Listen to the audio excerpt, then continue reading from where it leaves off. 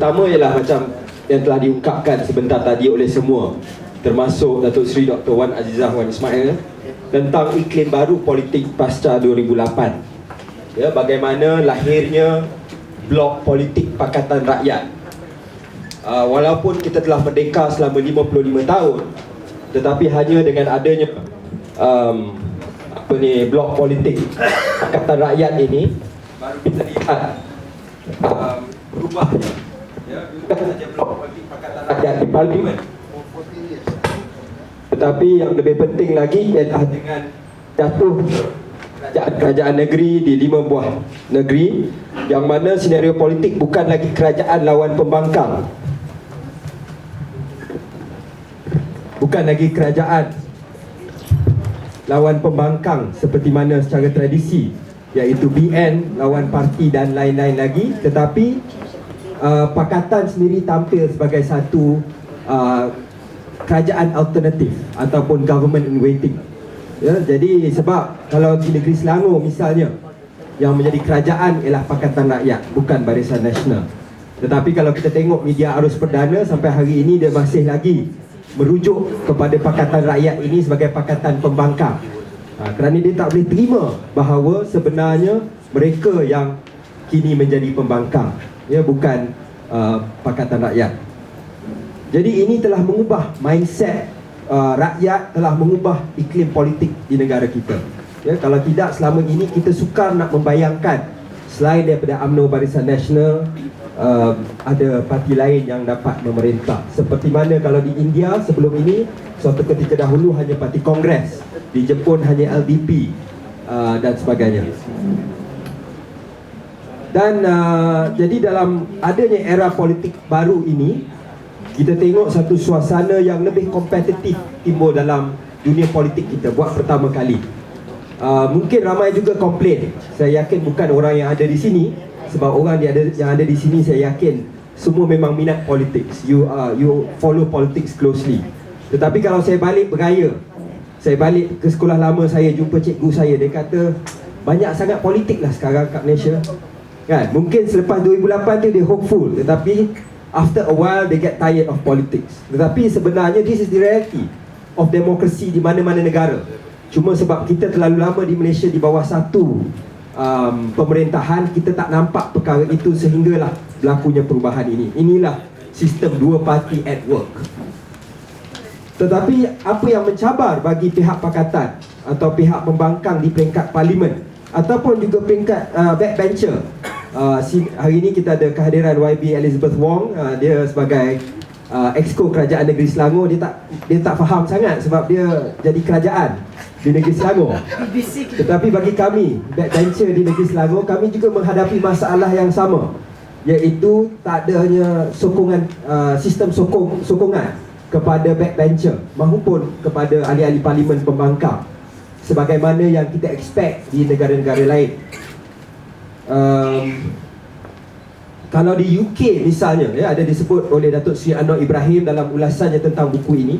Kalau di UK misalnya, sejak tahun 1970-an, pejabat ketua pembangkang atau pejabat pembangkang telah disediakan peruntukan yang dipanggil short money untuk membantu operasi penyelidikan atas kesedaran bahawa pembangkang tidak ada institusi kerajaan di belakang mereka untuk menyokong kaji selidik dan pelbagai operasi mereka. Ya, kalau Najib tu, dia boleh refer kepada EPU, dia boleh refer kepada pemandu, dia boleh refer pada khazanah. Tak cukup lagi dia upah pula konsultan luar untuk menulis ataupun mengarang dasar-dasar dia. Tetapi di peringkat pembangkang mereka tidak ada that luxury. Tapi saya nak kongsi sedikit lah, ini rahsia saya. Tapi ini pertama kali saya kongsi. Saya ada keistimewaan dahulu sebab saya straddle antara dua position, antara backbencher dan kerajaan. Sebab saya pernah jadi setiausaha politik dan adun pada masa yang sama. Jadi saya dah tahu dah soalan yang akan bocor, yang akan dijawab oleh Menteri Besar. Saya yang tukang jawab, tapi saya juga yang tukang tanya di Dewan Undangan Negeri. Tapi hanya dalam position tu kita boleh ambil peluang lah untuk menggunakan sepenuhnya. Tapi apa yang saya balik kepada topik ni, saya rasa pencapaian paling besar sejak 2008 ialah dengan kita menawarkan dasar-dasar yang konkret kepada rakyat Malaysia. Satu tawaran yang realistik. Dan tawaran ini bagi saya bukan sekadar tawaran semata-mata, sebab kita juga, kalau ada misalnya Khairi Jamaluddin, dia suka mengatakan kita menjual ataupun kita menawarkan janji, kita menjanjikan bulan dan bintang untuk memenangi hati pengundi.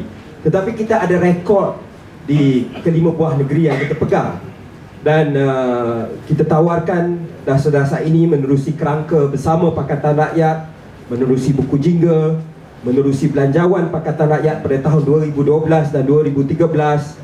Dan juga kalau nak bagi contoh yang konkret tentang reformasi di peringkat legislatif di negeri Selangor, saya rasa Selangor paling mendahului berbanding negeri-negeri lain.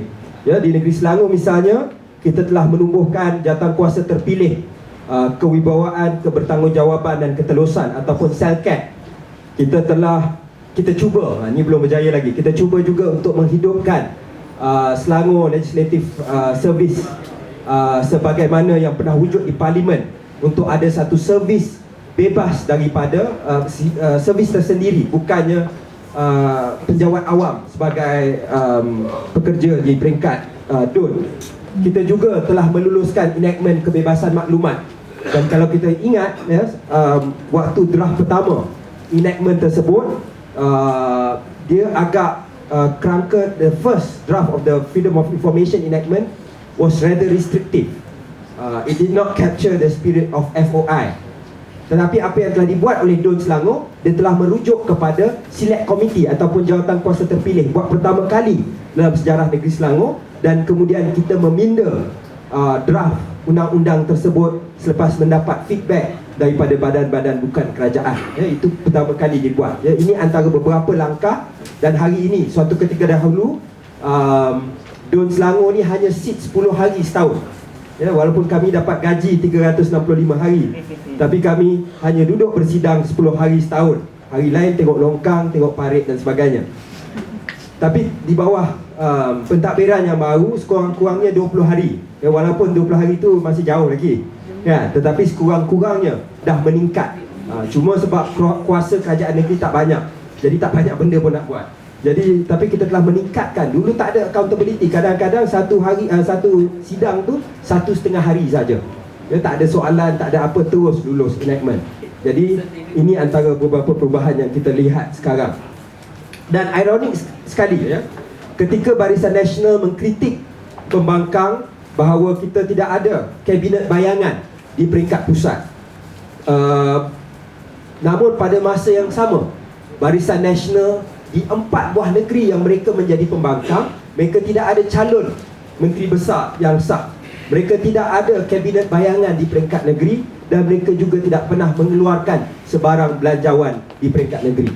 Jadi to be fair, kalau BN dengan segala kekuatan sumber yang mereka ada pun tak buat, saya harap orang ramai juga harus fahami kekangan dan cabaran yang dihadapi oleh Pakatan Rakyat untuk kita come up with our own shadow cabinet dan beberapa dasar secara lebih menyeluruh.